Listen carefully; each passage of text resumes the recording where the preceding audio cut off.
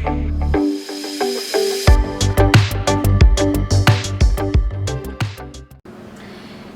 friends, this is Kanchan and I welcome you back in today's vocabulary class.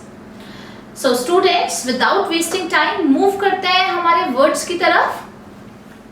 So first word for today is nonchalant. Nonchalant का meaning होता है acting cool and relaxed और जिसे हिंदी में हम कहते हैं बेपरवाह, यानी उसे किसी चीज का फर्क ही नहीं पड़ता है कि क्या हो रहा है और क्या होना चाहिए. He is least bothered about something. तो ऐसे पर्सन होते हैं non-chalant person.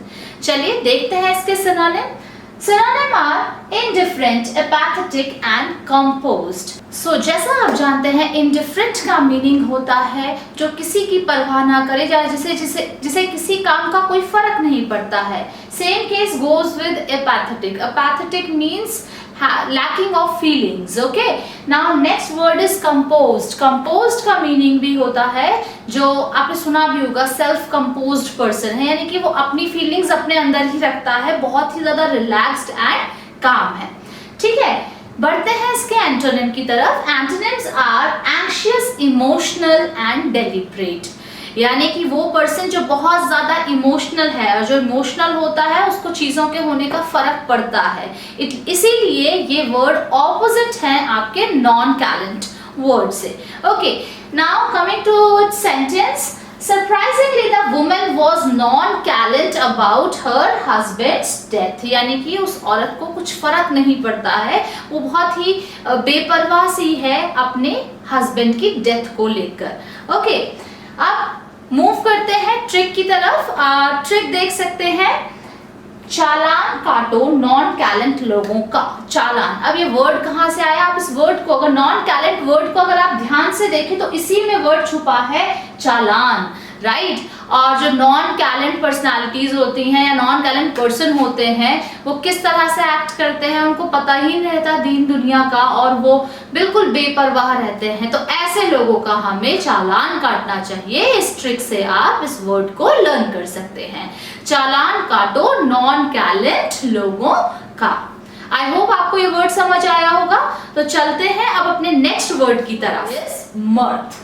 मर्थ का मीनिंग होता है amusement, fun and enjoyment. Hindi में बात करें तो हम कह सकते हैं आनंद या खुशी. ये वर्ड्स इंडिकेट करते हैं मर्थ को. ओके, तो सिनोनिम की अगर हम बात करें तो आप देख सकते हैं यूफोरिया. यस, एक बैंड का नाम भी सुना होगा आपने, यूफोरिया.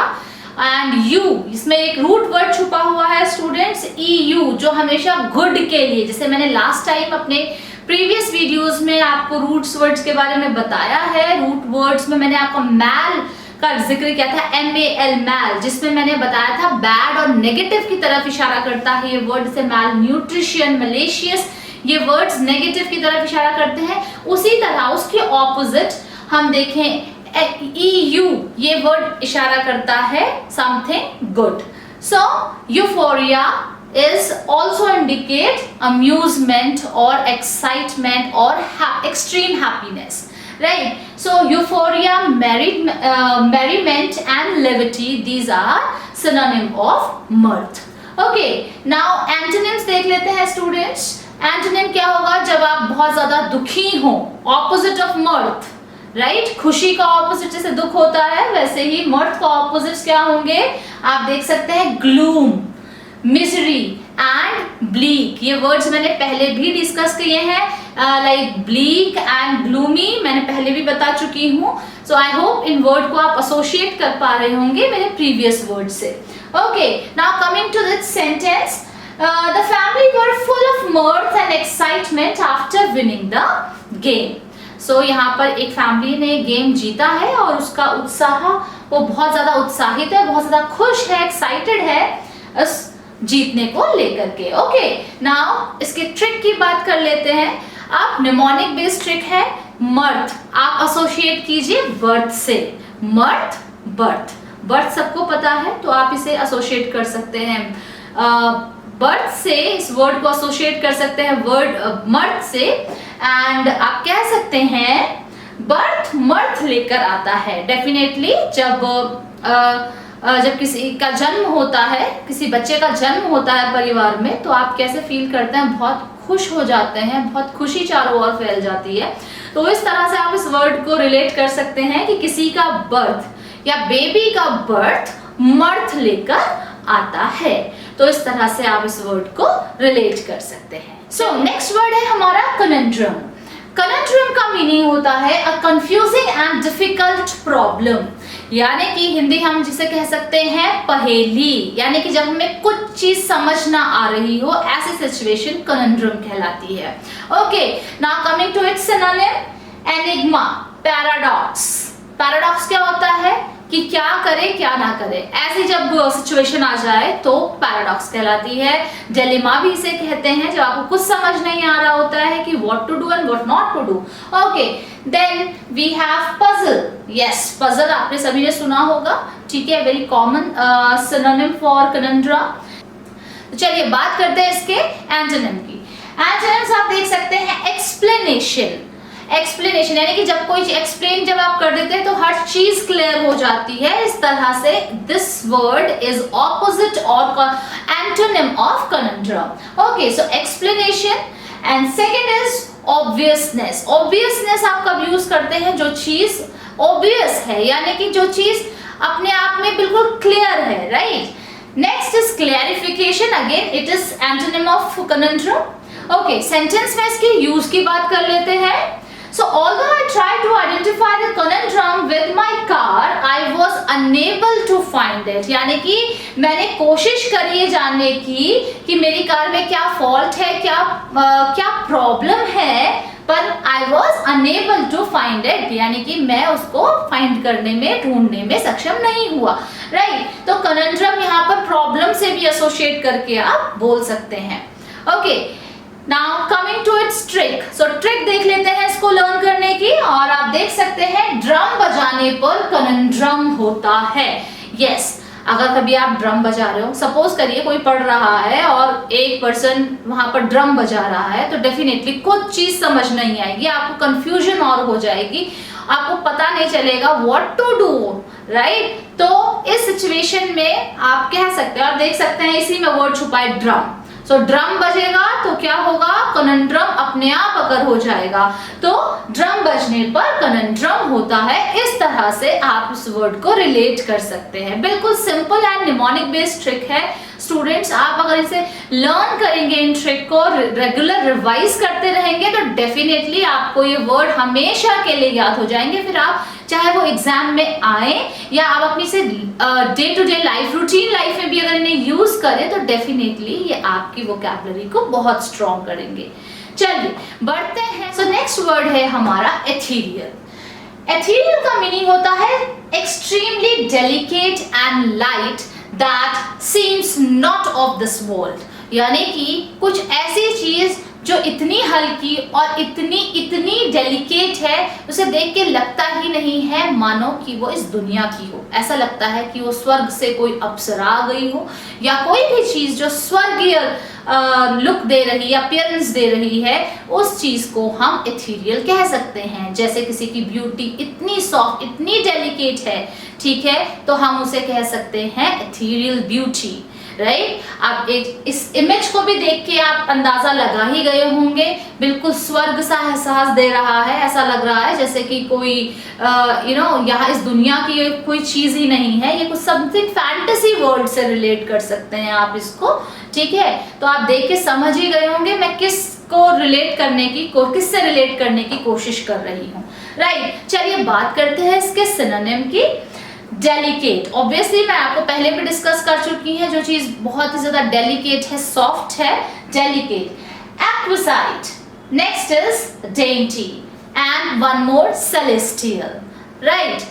ओके, एंटोनिम देख लेते हैं। एंटोनिम यानी कि जो बहुत ही ज्यादा कैसा हो, बिल्कुल क्रूड हो, रॉ हो, जो इस धरती का लगे, ठीक है। तो चलिए एंटोनिम की बात करते हैं। टैंजिबल, टैंजिबल होता है जिसको हम छू सकें, right. Next is substantial and third is earthly, यानी कि जो धरती से रिलेटेड हो, अर्थली, ठीक है।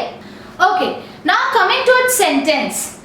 An ethereal image of a woman suddenly appeared in the dark and disappeared quickly. यानी कि एक ethereal image सामने आई अंधेरे में और अचानक से वो और झट से वो गायब हो गई।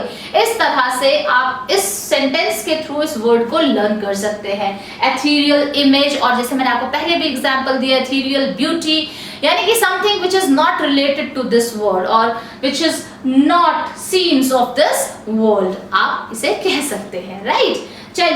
चलिए ट्रिक की बात करते हैं। तो इस वर्ड में ही छुपा हुआ है आपका वो ट्रिक, यानी कि आप इसे देखें ethereal, इसी में क्या छुपा है वर्ड रियल। यस, जो रियल ना लगे वो ethereal है, राइट? जो रियल ना लगे वो ethereal है। तो इस तरह से आप इस वर्ड को लर्न कर सकते हैं। सो हमारा नेक्स्ट वर्ड है जेंटिल। जेंटिल का मीनिंग होता है someone who is very polite and sophisticated. Okay, जिसको हम हिंदी में कहते हैं ना कि वो पर्सन बहुत ही सज्जन आदमी है। तो जेंटिल ऐसे लोगों के लिए यूज करा जाता है जो बहुत ही ज्यादा मैनर्ड हो, वेल कल्चर्ड हो, सोफिस्टिकेटेड हो, ऐसे लोग जेंटिल कहलाते हैं, राइट? चलिए इसके सिनोनिम की बात करते हैं। तो synonyms are refined, sophisticated and decorous, यानी कि डेकोरम को फॉलो करते हैं तो इसीलिए उनको डेकोरस कहा जाता है। ओके, एंटोनिम देख लेते हैं। ऑपोजिट क्या होगा? ऑपोजिट सज्जन लोगों का जो बहुत ही ज्यादा, अगेन जो बहुत ज्यादा रूड हो, क्रूड हो, रॉ हो, ऐसे लोग इसके क्या होंगे? ऑपोजिट हो जाएंगे। तो opposite indecent, okay, unseemingly and undelicate. Okay, ये इसके एंटोनिम है। ओके, सेंटेंस की बात करें। सेंटेंस में है in the formal function you are expected to behave in a genteel manner, यानी कि कभी आप फॉर्मल फंक्शन में जाएं तो आपको कैसे रहना पड़ता है? जेंटिल वे में रहना पड़ता है। आपको बहुत ही ज्यादा सोफिस्टिकेटेड मैनर में रहना होता है। ओके, तो इस तरह से आप इस वर्ड को याद कर सकते हैं, genteel manner, genteel look. Okay, चलिए बात करते हैं इसको लर्न करने की ट्रिक की। बहुत इजी है, आप लोगों ने भी गेस कर लिया होगा। यस, जेंटिल को आप रिलेट कर लेंगे जेंटल से। जो पर्सन जेंटल होते हैं, जेंटलमैन होते हैं, आपने सुना भी होगा जेंटलमैन। तो ऐसे लोग कैसे होते हैं? वो बहुत ज्यादा सज्जन होते हैं, बहुत ज्यादा सोफिस्टिकेटेड होते हैं। तो आप रिलेट कर सकते हैं बहुत इजीली। अब तो आई थिंक आप लोग भी बनाने लग गए होंगे खुद से निमोनिक, ठीक है? तो चलिए ट्रिक है, जेंटल लोग बहुत ही जेंटिल होते हैं। तो इस तरह से आप इस वर्ड को रिलेट कर सकते हैं। बहुत इजी वर्ड को और डिफिकल्ट वर्ड को आप जब रिलेट कर लेंगे ना, तो वो हार्ड वर्ड भी आपको इजीली लर्न हो जाएगा। बट अगेन मैं कहूंगी बार बार रिवाइज करें, ठीक है? क्योंकि ये एक ऐसा है कि आपके इसका ये एक्टिव माइंड से आपके सबकॉन्शियस माइंड में और फिर आउट ऑफ द माइंड हो जाए तो कुछ नहीं पता, राइट? तो इसके लिए आपको प्रैक्टिस की बहुत ज्यादा जरूरत है। सो आई होप स्टूडेंट्स आपको आज के वर्ड्स पसंद आए होंगे, आप इन्हें इजीली लर्न कर पाएंगे मेरी ट्रिक के थ्रू। सो आप लोगों से मेरी रिक्वेस्ट है कि आप वीडियोस को देखते रहें, मेरी ट्रिक के थ्रू इन वर्ड्स को लर्न करते रहें, ताकि ये वर्ड्स आपके माइंड में लॉन्ग टर्म के लिए रिटेन रहें। Thank you.